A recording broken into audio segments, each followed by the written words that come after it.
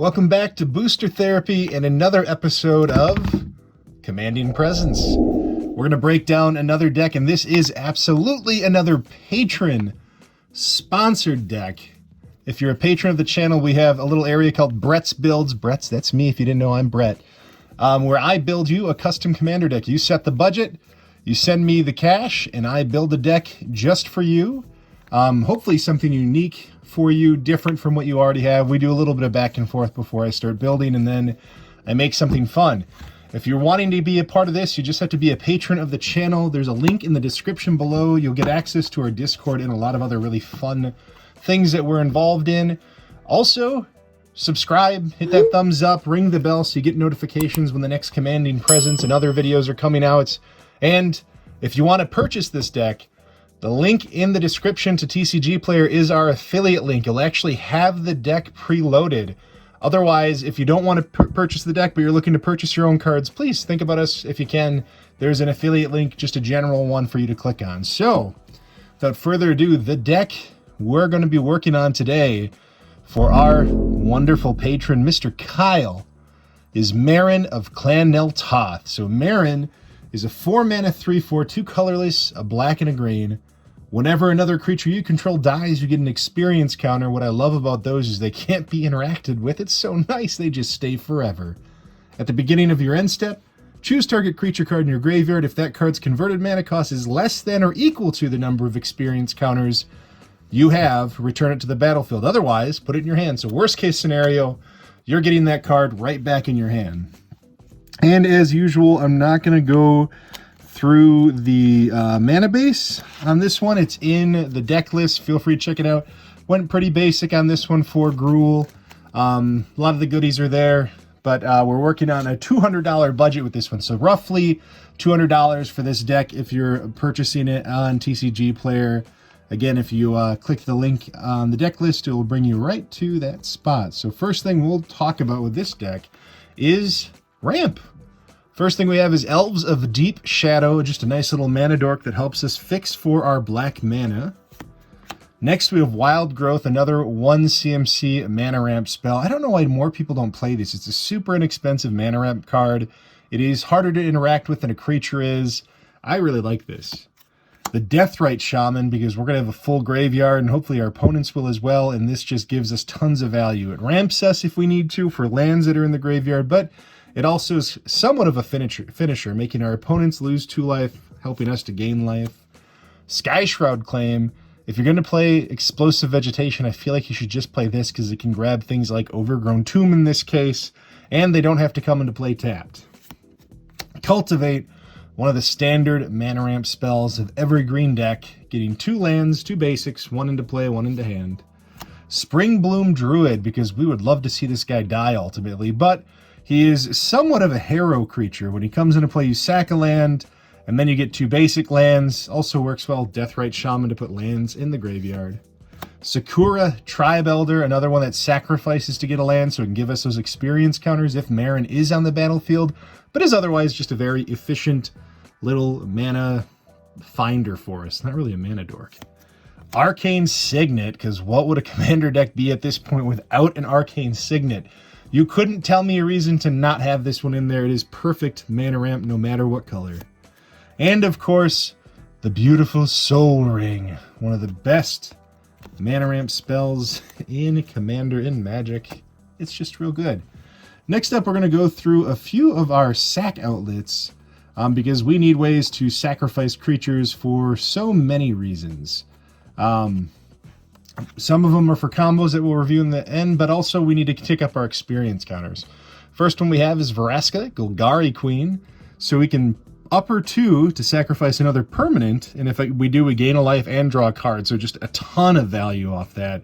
It also has a bit of an abrupt decay feel on it for its -3, and if you can ult this thing and make every creature you have a phage, go for it. Just horrifying.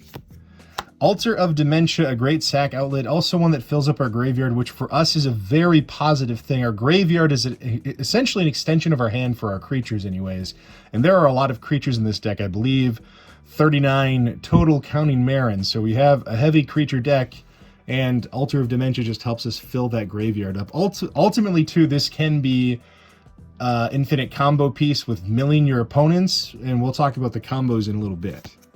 Skull Clamp, it's another efficient way to kill your creatures, tick up those experience counters, and get some card value and draw. Ashnod's Altar, another just awesome sack outlet, gives you mana, and we'll talk about an infinite mana path on this one as well. Michaeloth, I love this one. It devours, which in a sense is sacrificing. It is. I mean, it literally says it in the text. We're sacrificing this creature, so we get the death trigger. And then it also refills our board with 1/1s, which we can play with on either Skull Clamp or other sacrifice mechanics. Or if we're just getting big and mean, it's hard to handle a board full of tokens. The Sadistic Hypnotist. One that isn't played much, and I was happy to see this reprinted because I'm hoping it shines a bit of a spotlight back on it in the mystery boosters.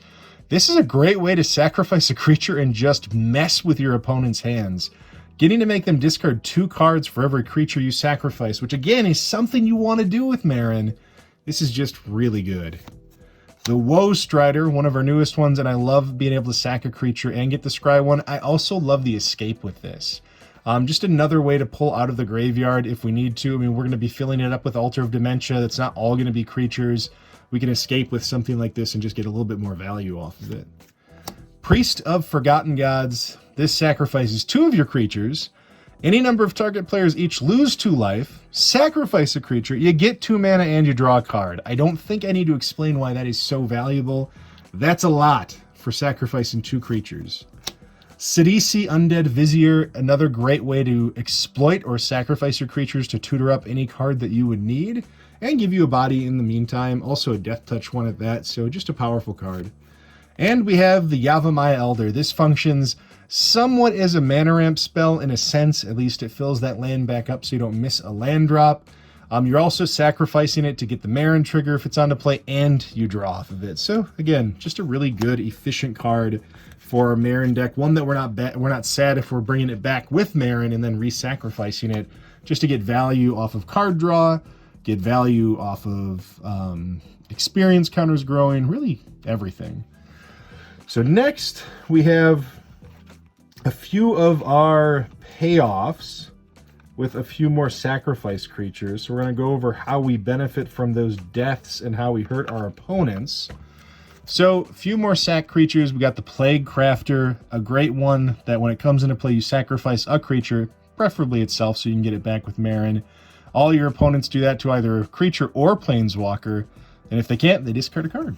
Fleshbag Marauder, basically just a worse version of Plague Crafter, but it's still a great way to control that board presence. It also dies quickly to the Skull Clamp, so if you want to sacrifice something else and have this die to the Skull Clamp, you can always do that. Caustic Caterpillar, it's a creature that sacrifices, upticks our experience counters, and destroys an artifact or enchantment. The Spore Frog, this thing can be a wicked, wicked card. Easy enough to sacrifice it to get the experience counters, but man, if you can have this back every single turn, it's going to be very, very hard for your opponents to take you down. And then some of the payoff. Blood Artist, every time a creature dies, any creature besides itself, target player loses a life, you gain a life. There's an infinite way that we can do this, but just in general, tons of value off of sacrificing creatures. You're going to have tons of creatures dying. We're hopefully controlling all of our opponent's board states and really doubling down on this. Moldervine Reclamation, another powerful card. Whenever a creature dies, you get to gain a life and draw a card. So just, again, a lot of value off of something you're already doing. Sir Conrad, again, doubling down on the Blood Artist, but better in a sense. It's just a little bit more expensive to get there. Very, very devastating card. Also, each player putting the top card of their library into their graveyard doesn't really hurt you. Again, your graveyard is such an extension of your hand with a Meren deck that this is just all value and all fun. Exsanguinate. We talked about getting a lot of mana off of Ashnod's Altars and other things like that. This is going to be one of your payoffs for that. It's where we're going to sink all that wonderful mana. Savra, Queen of the Golgari. Whenever you sacrifice a black creature, you can pay 2 life. If you do, each player sacks a creature. Whenever you sack a green creature, you can gain 2 life. So, just again, more value, more benefit from what you're already doing with the deck. The Poison Tip Archer, again, similar to Sir Conrad or the Blood Artist, we're just slowly draining our opponents as we sacrifice our creatures. Midnight Reaper, whenever a non-token creature you control dies, you get to draw a card, you lose life and draw a card, so giving us a little bit more value from those death triggers. And Zulaport Cutthroat, again, Blood Artist, and Sir Conrad, and you've got the Poison Tip Archer. It's just another one of those that's really leaning hard into that to give us as much value and as much dependency on that way to win as possible. Next up, we're going to look through just a handful more of our utility creatures, things outside of what we're sacrificing, what we're painting our opponents with. The first one is the Golgari Grave Troll. Really, you're getting this for the dredge mechanic, getting to fill up that graveyard fast with tons of creatures that we can Meren right back into play, or at least into our hand. Very, very powerful. Ultimately, too, if you have a very full graveyard of 20 creatures and you play a Golgari Grave Troll that's going to be a 20/20, you're not sad about it. You feel pretty good. Polukranos Unchained, another one that is really an affordable one to get out there as far as the 4 CMC for Meren's ability, but also it can escape on its own and become a devastating weapon. Also one to control that board state. If you have a 12/12 that you can fight other creatures with over and over and over again, you're really going to see some devastating value from it. Protean Hulk. Protean Hulk helps us search out our combo pieces. So Zulaport Cutthroats, Blood Artists, and we'll talk about a couple of the other ones in a minute here, but really it helps us tutor up all of the things we need to win the game. Izoni Thousand Eyed. This thing is sneaky monster. I mean, this is so bad. It's oftentimes at least going to pay you off with 5 to 7 1/1s that you can sacrifice and gain a life and draw a card and likely get an experience counter.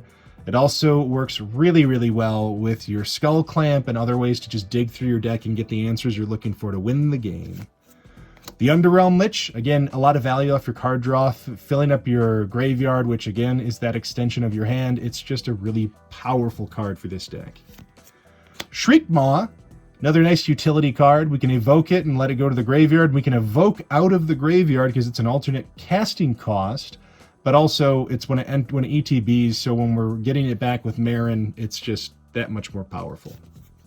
Massacre Girl, a board wipe that we can recur with Meren, is very powerful in this deck. There's another board wipe or a couple other ones that we have, but this one really just kind of packs the punch that we can revisit over and over again if we need to. The Grey Merchant of Asphodel, another way to just ping down our opponents as we're Zulaport Cutthroating and Blood Artists and all of those mechanics. It's another way to drain it, and this is something that you're happy to sacrifice and revisit again every turn over and over and over again, just to constantly whittle down your opponents for 7 or 8 or whatever your devotion is at the time. Thorn of the Black Rose. This one I just love so much. This is kind of a favorite card for me. It's a great one to get into play. It kicks on the Monarch mechanic, which is a ton of fun to play in Commander, whether it's you having it or people stealing it from you. It really elevates the fun. The nice thing about having Thorn of the Black Rose is when we recur it, if we need to bring it back, we get the Monarch right away without even having to deal damage. If we're in a situation where we can't do that, this really keeps us, it keeps us not dependent, but it really keeps us in a good place for keeping the Monarch. Reaper of the Wilds, I love the scry mechanics when we die. It really helps us dig through, and we're going to have a lot of death happening. So getting to scry 1, it's a 4/5 body for 4, which is also positive. We can give it hexproof to protect it. Just a really solid utility creature. Rankle, Master of Pranks. This really helps us kind of click into everything. Card draw, sacrificing creatures, making friends a little bit. It's just a really powerful little card. Also really inexpensive, so Meren often gets this one back quick. Ravenous Chupacabra, another one that has just a great ETB utility trigger that we can get off of Meren, so just another dependable, let's kill those threats, and it doesn't matter whether it's black or artifact or anything like that. The Eternal Witness, because it's always good to get spells back, and we don't always want just creature spells back, and Eternal Witness helps us with that. And the Wall of Blossoms, it's just a solid card draw, early game play. That's a big old butt in the way. It's something that Meren really likes. And again, if we can sacrifice it with one of our sack outlets, get the experience counter, get it back, we're just getting a ton of value off of it. Let's talk through our utility spells and then our combo pieces. Demonic Tutor, because what is a deck with black in it that doesn't have Demonic Tutor? Why not? Buried Alive, similar to any other tutor that you'd play. I mean, again, you're filling up your graveyard with the answers you need.